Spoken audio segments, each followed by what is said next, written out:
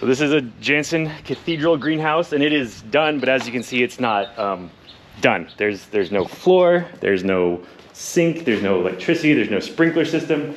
There's also a number of potting benches we need to build, planters we need to build, landscaping we need to do. So all that stuff is getting done today, and we're going to start with the floor in here. So as you can see, we just have a footer and not a complete foundation, and the reason for that is drainage. There's gonna be a lot of water in here, mostly from the sprinkler systems, and we want it to be able to drain down. So the plan is we have a large amount of gravel. The gravel is going to go into the greenhouse, and then on top of that, we're gonna do some paver sand. We're gonna do some landscaping tiles that pretty much look just like that, except Aaron, I think, wants to do some sort of checkered board sort of thing.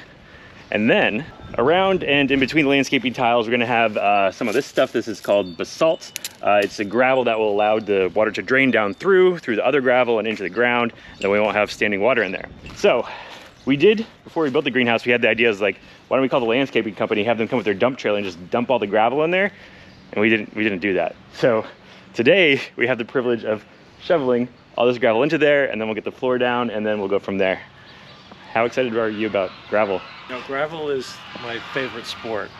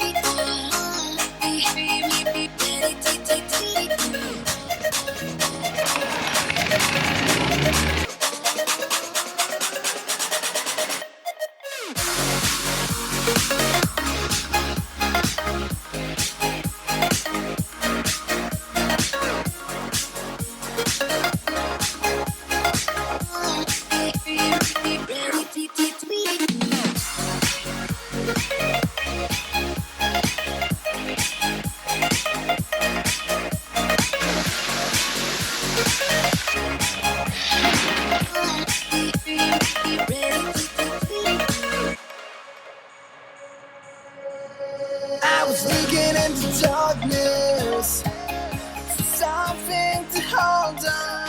And the last step of installing your floor is to water your rock so it can grow. Looks so good.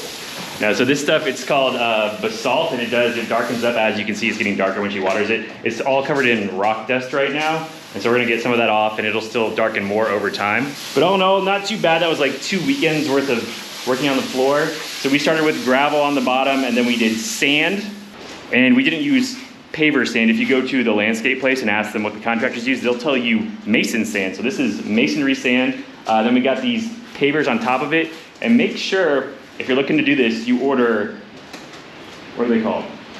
Pavers?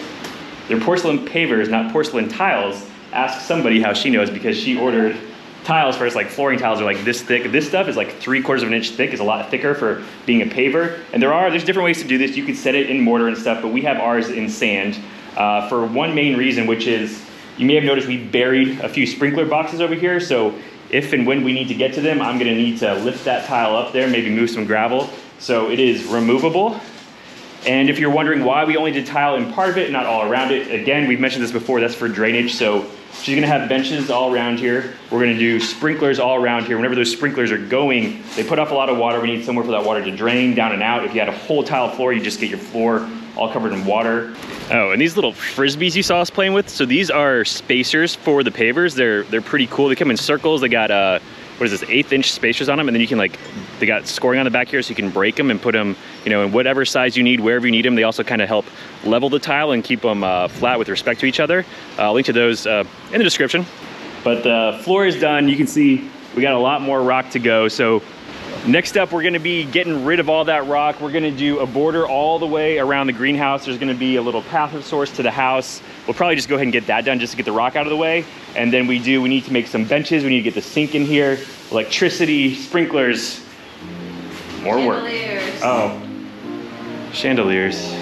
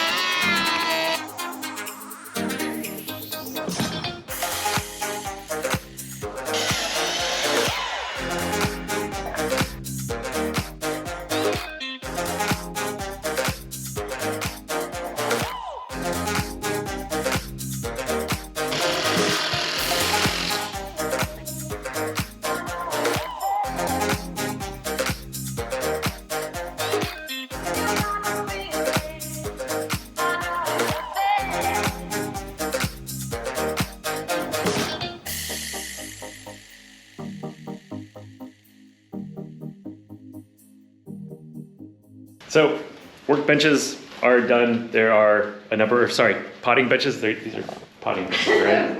Workbenches. The medieval bathtub is ready, along with the other medieval bathtub. She's weird, man. All the gravel is in, so we got like a nice path to the house here. We covered up our septic tank access, but we know where it is, and we put flaps in there so we can just peel back the gravel whenever it's time to, service that. So these are 2x4s, and if you saw us planing them, that's because we were trying to attempt to make these look like fine potting benches instead of just 2x4 potting benches. So we made the edges more square instead of that rounded edge that 2x4s typically have. So I'm not entirely convinced it was really worth it, but hey, we did it anyway. That looks good. But these things are heavy and beefy, and they're all pressure treated wood, so it should hold up pretty well with all the water she's gonna put on it. Yeah. There are also these little shelves that she bought from the greenhouse company that are gonna go up here somewhere. I think over there too. Those still need to go up. And next up, we've been talking about plumbing and electrical. So we're gonna do outlets actually all along the potting benches. Don't call them work benches. There's gonna be a light switch to go up to the ridiculous chandeliers that we still have to put in. There's the sprinkler system, the water for the sink. Oh, we need to go get the sink. We painted that. What else are we missing? Is that it? Are we almost done? No, there's more. No. There's a lot more. Plumbing, electrical, we're done.